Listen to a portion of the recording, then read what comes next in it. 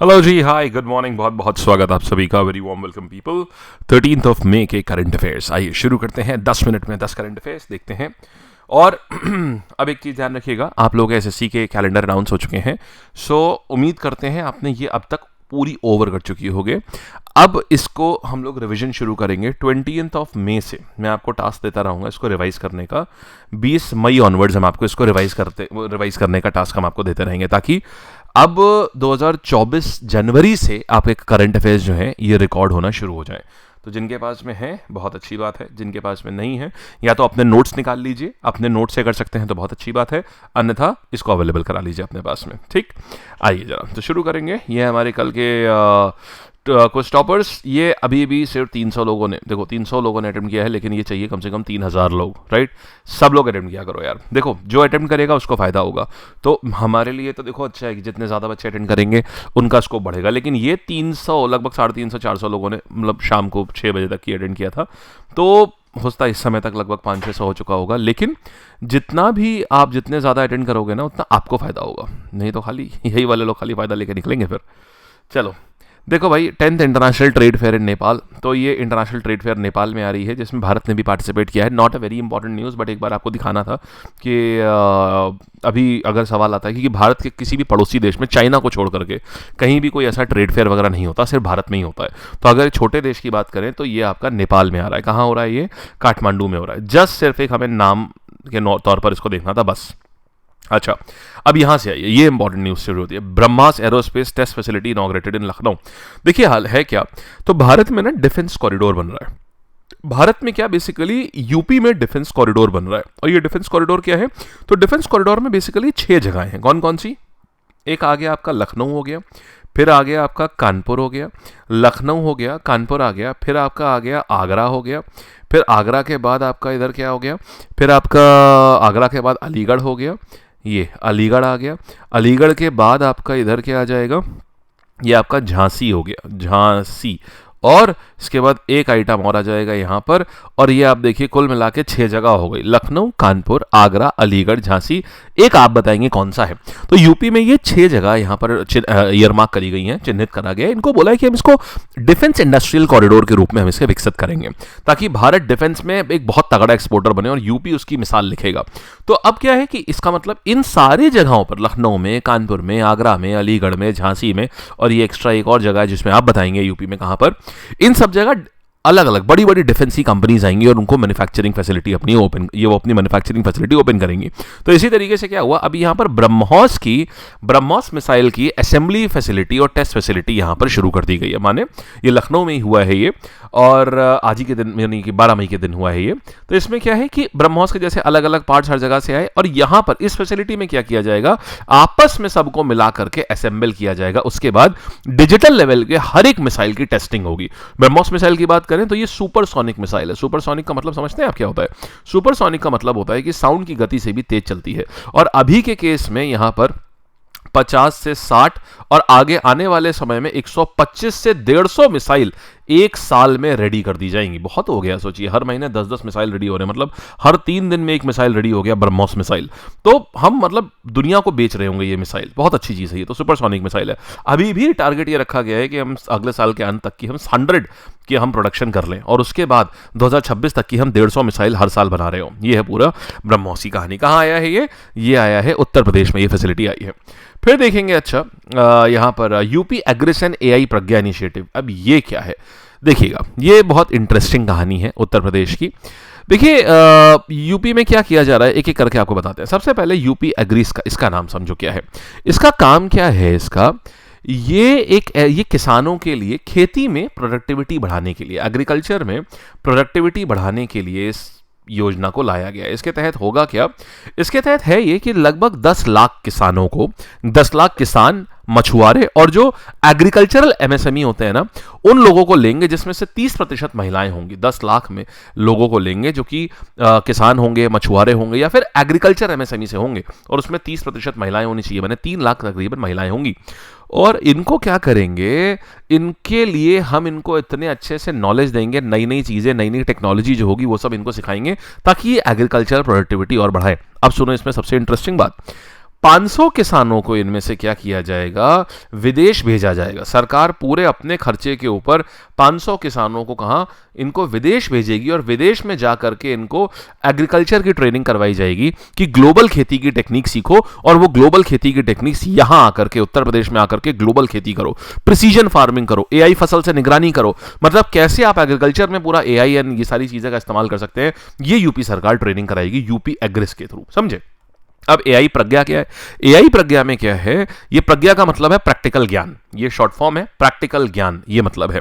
तो इसमें होगा क्या, इसका उद्देश्य क्या है, युवाओं को, जो युवा हैं इनको एआई, एमएल, डेटा एनालिटिक्स, ये सारी चीजों का ज्ञान देना, डेटा एनालिटिक्स, इन सब चीज़ों का, साइबर सिक्योरिटी, इन सारी फील्ड में इनको ट्रेन करना, ताकि डिजिटल इंडिया में यूपी के युवाओं, ज़्यादा से ज़्यादा यूपी के युवा जो हैं ये शामिल हो सकें। इसके लिए भी क्या किया जाएगा, इसके लिए भी 10 लाख युवाओं को ट्रेन किया जाएगा एआई प्रज्ञा इनिशिएटिव के तहत।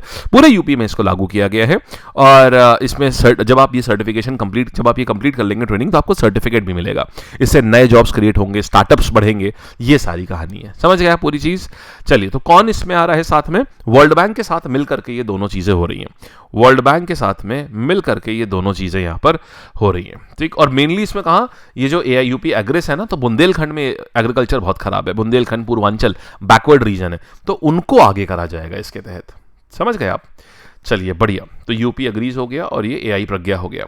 फिर देखेंगे विराट कोहली टेस्ट क्रिकेट से रिटायर हो चुके हैं और ये एक बड़ी न्यूज़ है, क्योंकि इनका देखिए 123 टेस्ट मैच इन्होंने टोटल खेले थे, 1, 2 का 3, और 123 टेस्ट मैच खेलने के बाद फाइनली इन्होंने 12 तारीख को अलविदा कह दिया हमेशा के लिए टेस्ट क्रिकेट को। 5 दिन में ही हमने देखा दो दिग्गज प्लेयर, रोहित शर्मा और विराट कोहली, दोनों लोगों ने टेस्ट क्रिकेट को अलविदा कह दिया। अगर हम इनके स्कोर्स की बात करें तो 2011 में देखिए इन्होंने डेब्यू किया था, 123 मैच टोटल इन्होंने खेले हैं और इन्होंने अगर बात करी जाए शतक और अर्धशतक की, तो इन्होंने 100 शतक बनाए हैं और 31 इन्होंने अर्धशतक बनाए हैं। तो ये इनके फेदर इन द कैप है। साथ ही में मैंने कल एक डिटेल वीडियो भी लिया था, अगर आप इसके बारे में और भी रिकॉर्ड देखना चाहें तो आप उस वीडियो में देख सकते हैं विराट कोहली के बारे में, उसमें कई इन्फॉर्मेशन है। फिर देखिए, अच्छा, अरनाला वॉरशिप, ये अरनाला वॉरशिप क्या है, कुछ नहीं है यार, बेसिकली अरनाला वॉरशिप का मतलब क्या हुआ, अरनाला वॉरशिप हमारी खुद की बनाई हुई एंटी सबमरीन शैलो वाटरक्राफ्ट है, anti submarine combat shallow water craft. इसका मतलब क्या होता है कि जो बहुत गहरे नहीं, उथले पानी में भी आराम से ये ट्रैवल कर सकता है वॉरशिप, और ये वॉरशिप क्या करेगा, अगर कोई सबमरीन आ रही है ना, उसको डिटेक्ट करके उसको डिस्ट्रॉय भी कर सकता है। ये फायदा है, और ये हमारा पहला इंडिजिनसली बिल्ड, हमने खुद से पहला बनाया, तो ये आएगा भी एग्जाम में जरूर, क्योंकि इंडिजिनस का मतलब होता है खुद से बनाया हुआ। किसने बनाया है ये गार्सी ने बनाया है। गार्सी कहाँ है, Kolkata, garden research ship builders and engineers, इन्होंने बनाया है। और ये इस समय कहाँ पर इसको मतलब बनाया, किस जगह पर बनाया गया है, कोलकाता में इसको बनाया गया था, और अब इसको इंडक्ट कर लिया गया है, इंडियन नेवी में इसको इंडक्ट किया गया है। चलिए समझ गए ना पूरी बात। तो इसका नाम क्या है, अरनाला, कहां से लिए, किस किस के लिए है, नेवी के लिए। किसका, एंटी सबमरीन वेसल है, शैलो वाटरक्राफ्ट है, मतलब जो कम गहराई में भी आराम से ये ट्रैवल कर सकता है। तो ये हो गया अरनाला, इसको इंडक्ट मतलब अब इसको इस्तेमाल किया जाएगा नेवी में। फिर देखिए, आपको याद होगा कुछ ही दिन पहले एक पोप थे जिनकी मृत्यु हो गई थी, तो अब नए पोप आ चुके हैं, Robert Francis Prevost, very very important, क्योंकि पोप एक इंटरनेशनल पोजीशन है। तो रॉबर्ट फ्रांसिस प्रीवॉस ये आ चुके हैं। अब इनको बोला क्या जा रहा है, इनको ये रोमन कैथोलिक चर्च के 267 पोप है ये इनको। और दूसरा नाम क्या है इनका दूसरा नाम है पोप लियो 14। नाम क्या है, पोप लियो 14, इस नाम से भी इनको बुलाया जाएगा, पोप लियो 14। ये आ गया आपका पोप, रुको एक सेकेंड, हाँ जी, पोप लियो 14। तो पोप लियो 14 जो है ये नए पोप आ चुके हैं, 267 पोप बन चुके हैं ये। अभी आपने कुछ ही टाइम पहले देखा था कि इसके पहले क्या हुआ था, जो पोप थे उनकी मृत्यु हो गई थी, राइट, अभी कुछ ही दिन पहले इनकी मृत्यु हो गई थी। तो अब उनकी जगह पर फिर नए जो पोप होते हैं, ये कैथोलिक क्रिश्चियंस के सबसे सीनियर मोस्ट, सबसे बड़े धर्मगुरु होते हैं। देखिए, क्रिश्चियनिटी में भी ना कई सारे सेक्ट हैं, लगभग 5 सेक्ट आते हैं, मेजर 5 सेक्शन आते हैं क्रिश्चियनिटी में। तो उसी में कैथोलिक जो है वो एक पर्टिकुलर सेक्शन आता है, तो उसके, और वो सबसे बड़ा सेक्शन भी है, तो उसके धर्मगुरु माने जाते हैं। तो विश्व में कैथोलिक क्रिश्चियंस के सबसे बड़े धर्मगुरु। आइए फिर देखते हैं, हमारे पास इंटरेस्टिंग चीज क्या आती है यहाँ पर, नेशनल टेक्नोलॉजी डे। देखो यहाँ पर क्या हुआ, हर साल हम लोग 11 मई को मनाते हैं। क्यों मनाते हैं इसको, हुआ ये था यार, 11 मई को 1998 में गजब चीज हुई थी। क्या हुई थी, हमने ऑपरेशन शक्ति किया था। ऑपरेशन शक्ति क्या था, इसके बाद यूएस वगैरह सब ने हमारे ऊपर सैंक्शन लगा दिया था। ऑपरेशन शक्ति ये था कि हमने अपना न्यूक्लियर परमाणु परीक्षण किया था। हमने अपना कहाँ किया था? पोखरन में। हमने 3 सक्सेसफुल न्यूक्लियर टेस्ट करे थे पोखरन राजस्थान में, और उसका नाम दिया था ऑपरेशन शक्ति। और साइंटिस्ट कौन थे इसमें? डॉक्टर एपीजे अब्दुल कलाम, ये साइंटिफिक एडवाइजर थे प्राइम मिनिस्टर के, और उस समय डीआरडीओ के चीफ भी थे। डॉक्टर अब्दुल कलाम जो थे वो उसी समय डीआरडीओ के चीफ भी थे, डॉक्टर एपीजे अब्दुल कलाम, और चीफ साइंटिफिक एडवाइजर भी थे प्राइम मिनिस्टर के। और एटॉमिक एनर्जी कमीशन के कौन थे? डॉक्टर आर चिदम्बरम, ये भी नाम इंपॉर्टेंट है। डॉक्टर आर चिदम्बरम ये उस समय एटॉमिक एनर्जी कमीशन के चेयरमैन थे। आर चिदम्बरम तो ये उस समय एटॉमिक एनर्जी कमीशन के चेयरमैन थे। तो इन दोनों की ही अध्यक्षता में ये ऑपरेशन शक्ति को पूरा इसको मुकाम तक पहुंचाया गया था। तो ये 11 मई को हुआ था 1998 में। तो तब से हम लोग क्या करते हैं, हमेशा ही हर साल 11 मई को नेशनल टेक्नोलॉजी डे हम लोग सेलिब्रेट करते हैं। फिर देखिएगा यहाँ पर आते हैं, ये देखिए दोनों साइंटिस्ट हैं।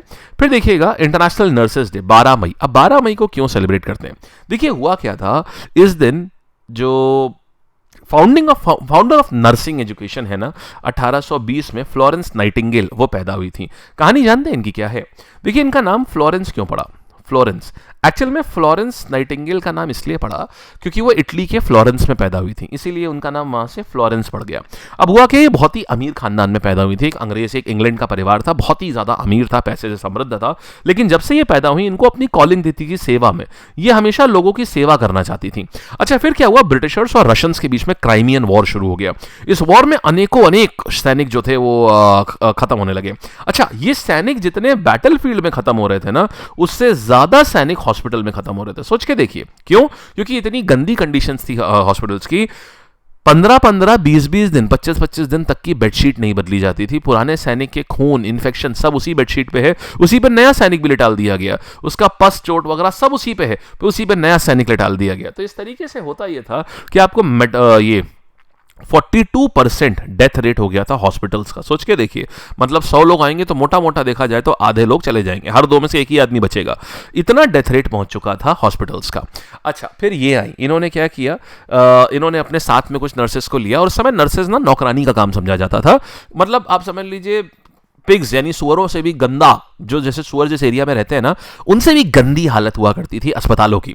फिर इन्होंने क्या किया, अपने साथ कुछ नर्सेस को लेकर के, कुछ नर्सेस को इन्होंने खुद से ही ट्रेनिंग दी इन्होंने, और जा करके ये इलाज करना शुरू कर दिया इन्होंने सोल्जर्स का। आप ये देखिएगा 42% से मृत्यु दर कहां पर लेके आ गई, 2% पे। सोच के देखिए, यानी अगर एक इंसान भी चाह लेना तो सब कुछ कर सकता है। अब क्या हुआ, इनमें रात में भी ये क्या करती थी, रात में सैनिकों को देखने के लिए, उस समय लाइट तो होती नहीं थी, तो ये लैंप लेकर के रात में चलती थी और सैनिकों को देखने आती थी, किसी को कोई तकलीफ तो नहीं है। यहीं से नाम पड़ गया the lady with the lamp, समझे? अच्छा तो ये पूरी कहानी कहाँ की आ गई, ये सब ये 1820 में पैदा हुई थी। फिर क्या हुआ, इन्होंने एक कॉलेज खोला इसी नर्सिंग की पढ़ाई के लिए, लंदन में इन्होंने कॉलेज खोला। तो पहला कॉलेज इन्होंने बोला नर्सिंग की प्रॉपर एजुकेशन होनी चाहिए, ये कोई ऐसी कोई नौकरानियों वाला काम नहीं है, बहुत सम्मानजनक काम है ये। तब जाकर के पूरी दुनिया में पहला कॉलेज लंदन में खुला, वो इन्हीं के नाम पर खोला गया, और इन्होंने ही खोला था वो कॉलेज नर्सिंग की एजुकेशन के लिए। तो अब इन्होंने क्योंकि इतनी बड़ी बड़ी चीज़ें करी इन्होंने, इसीलिए हर साल 12 मई को इनका जन्मदिवस होता है। 1820 में ये पैदा हुई थी, 12 मई को इस दिन हम लोग इंटरनेशनल नर्सिंग डे मनाते हैं। समझ गए बढ़िया से आप? चलिए 2020 में 2020 क्या बेसिकली अगर हम बात करें इंडिया में तो जब से ये शुरुआत हुई है, जब से हम आज़ाद हुए हैं, तब से हम इसको सेलिब्रेट कर रहे हैं। आओ अब जरा सवाल जवाब देखा जाए। देखो ये टेलीग्राम ग्रुप है, आप लोगों को एक चीज़ ध्यान रखिएगा, अभी ना टेलीग्राम ज़रूर फॉलो कर लेना। अभी से लेके एग्जाम तक बहुत ज़्यादा इंपॉर्टेंट नोटिफिकेशंस रहते हैं, ये कभी मिस नहीं होने चाहिए। तो ये बहुत खास है, इसलिए आप जरूर ज्वाइन करके रखिएगा इसको। ऑल्सो मैं ये भी बता दूं, जो सुबह ना 9 बजे का सेशन होता है, अगर आपने कल करा था तो आप जानते होंगे वो कितना महत्वपूर्ण हो गया है इस समय। बहुत ही गजब, बहुत ही अच्छा, मतलब ऐसा कि मज़ा आ जाएगा। तो उसको भी ना छोड़ें, डेली सुबह 9 बजे होता है ना ब्रह्मास्त्र में। इट इज़ समथिंग ब्रिलियंट, मतलब बहुत ही अच्छा हो रहा है इस समय। तो मतलब एनालिसिस भी मैं बहुत डीप करा रहा हूँ इस समय, तो उसको ज़रूर से देखिए, उससे आपको बहुत फ़ायदा मिलेगा। आओ अच्छा, 10th इंटरनेशनल ट्रेड फेयर कहाँ पर हो रहा है भाई साहब? ये कहाँ पर आ रहा है? ये आ रहा है काठमांडू में, नेपाल में।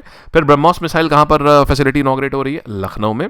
फिर मैक्सिमम स्पीड ब्रह्मोस की कितनी है? ये होमवर्क में हाइपरसोनिक सुपरसोनिक मिसाइल है ये। अब बताइएगा इसकी स्पीड कितनी है? ये होमवर्क है ये आपका। फिर देखिएगा उत्तर प्रदेश के 2 स्कीम कौन कौन सी हैं? ये है यूपी अग्रिस और यूपी AI प्रज्ञा। ठीक, अच्छा यानी प्रैक्टिकल ज्ञान, नाम बड़ा प्यारा है इसका ना। फिर देखना, फिर विराट कोहली ने अभी हाल ही में किस चीज़ से रिटायरमेंट अनाउंस कर दिया? टेस्ट क्रिकेट से। फिर कौन सी anti submarine warfare shallow water craft अभी नेवी में इंडक्ट करा गया, क्या नाम है उसका, INS अर्नाला, ये हमारा अपना खुद का है। फिर रिसेंटली किसको पोप चुना गया है, ये आ जाएंगे रॉबर्ट फ्रांसिस प्रोवोस्ट, ये आ गए। और लियो 14 भी नाम इन्होंने रखा है अपना। नेशनल टेक्नोलॉजी डे हम कब मनाते हैं, 11 मई को। एंड इंटरनेशनल नर्सेज डे हम कब मनाते हैं, 12 मई को। That's it guys, that's it. चलिए बाय बाय करते हैं। और फिर से बता रहा हूँ 20 तारीख के आसपास, 20 तारीख से ही हम लोग इसका रिवीजन शुरू करेंगे। So those who do not have the current affairs वाली ये ईयरली किताब, क्योंकि आपका जो करंट अफेयर्स आएगा ये जनवरी 2024 से लेकर के आपका एग्जाम जब होगा अगस्त 2025 तक, ये पूरा आपके में करंट अफेयर्स रहेगा। तो इसमें आपका जनवरी 2024 से लेकर के फेब 25 तक का पूरा दिया हुआ है। उसके बाद के मैं आपको करा ही चुका हूं यहीं पर ही। तो ये जो है, ये अभी इस समय जो अपडेटेड आ रहा है ना, उसमें फेब तक की है, जनवरी से दिसंबर तो है ही है, साथ में एक्स्ट्रा बोनस दो और मंथ्स हैं, फेब तक की है उसमें। तो इसको पूरा खत्म कर लेना याद से सब लोग। जिनके पास नहीं है आप लैब की ऐप पर जाकर के बुक सेक्शन से ऑर्डर कर सकते हो इसको, ठीक है। अच्छा, करंट अफेयर्स पीडीएफ देखो कहां पर है, लैब की ऐप पर जाओगे, यहां पर नीचे देखो करंट अफेयर्स की ये वाला टैब पड़ा हुआ है ना, बस आप देखो लाइन से सारे करंट अफेयर्स यहां पर है पीडीएफ, आप यहां से डाउनलोड कर सकते हो इसको, ठीक। चलिए and bye guys, tata, take care. ये वाला बैच जो है ये एसएससी फाउंडेशन वालों का बैच है, ये 19 से शुरू हो रहा है गाइस, ठीक। 19 ऑफ मई से आपका ये वाला बैच जो है उम्मीदें ये शुरू हो रहा है।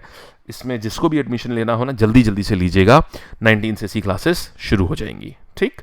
चलिए all the best, bye bye, tata, take care. Arjun तो खैर क्लोज हो ही चुका है ये पूरा, ओके, थैंक यू।